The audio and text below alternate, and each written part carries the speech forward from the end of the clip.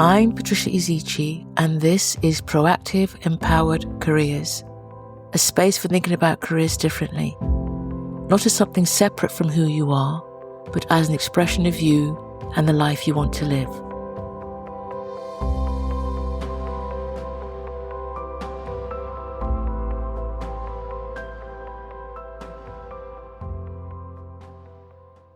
Hello, everyone, and welcome back.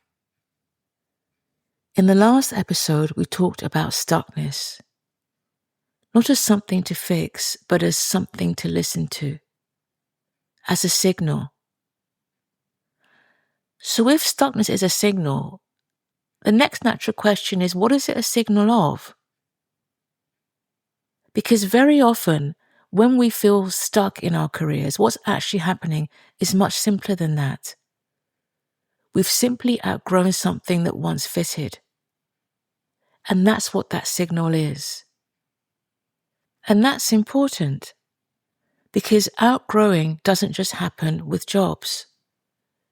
It happens with expectations, with identities, with definitions of success, with ways of working, even with ways of being and the way that you might see yourself. And recognizing that can feel really clarifying, but also quite unsettling. Because once we see it, once we become aware of this, we can't unsee it. And part of what makes this so hard to recognize is that it doesn't usually arrive in a big, dramatic way. It's much quieter than that. It just tends to creep in. Your tolerance for certain environments gets smaller. Your enthusiasm for certain conversations begins to fade. Your patience for certain dynamics thins. And sometimes, if we're honest, your patience for certain people changes too. Things that once felt completely normal just start to feel slightly off. Not wrong, just not quite right anymore. Things that once felt exciting start to feel more routine. And you're just not able to explain it, you just know something has shifted. And sometimes what shifted, what we're outgrowing, is a role. Not because it's objectively wrong, but because it was designed for a previous version of who we were. The version who needed security, who needed proof, who needed experience, who needed validation. And when all of those needs are met, the role can start to feel smaller than the person who is currently doing it. And this is where we get stuck. Because we can still do the role, we can still perform it, and we can still succeed in it. And that's what makes this feeling of stuckness really hard to trust, because for all intents and purposes, we're still competent, but the fit has changed. And fit and competence are not the same thing. And at other times, it's not even the role itself. It's the expectations around that role. The invisible scripts about what success looks like, what progression looks like, what ambition looks like, and even who you are. Scripts that you've picked up along the way as you've developed as a person, from your family, from the culture you live in, from your profession, and even from the wider society that we all live in. And those scripts can work for a long time, until one day, they don't. What once gave you direction starts to feel restrictive, or just no longer true. And that's a really uncomfortable moment, because questioning those scripts can feel disloyal. It can feel risky. It can even feel self-indulgent because they've been around for so long and they've worked for so long. But it isn't any of those things. Questioning isn't rejection. Questioning is reflection. And when you start reflecting in that way, something else usually comes into view. And this is the bit that we don't always name clearly. You may be outgrowing your definition of success. What once felt like making it may not feel meaningful anymore. What once drove you may not move you in the same way. And that can be really disorientating because on paper, everything might still look good, but internally, something's changed. And the truth is, success isn't fixed. It evolves as you evolve. So when your internal definition shifts, but your external life hasn't caught up, that gap, that often feels like stuckness. And then when we layer in identity, that gives another whole perspective to this, because it's often the deepest layer of all this.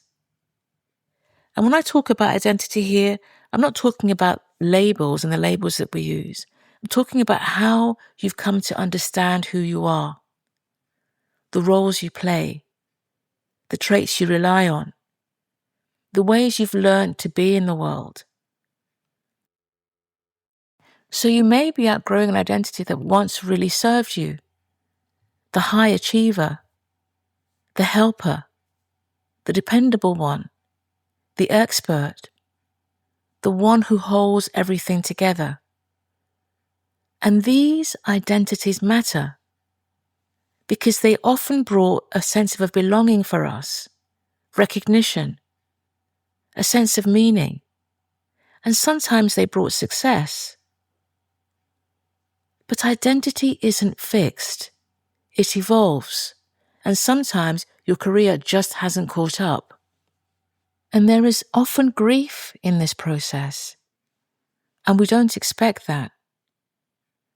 But even positive change can involve loss, because it includes a loss of familiarity, a loss of certainty, a loss of belonging in certain spaces, the loss of the story you used to tell yourself.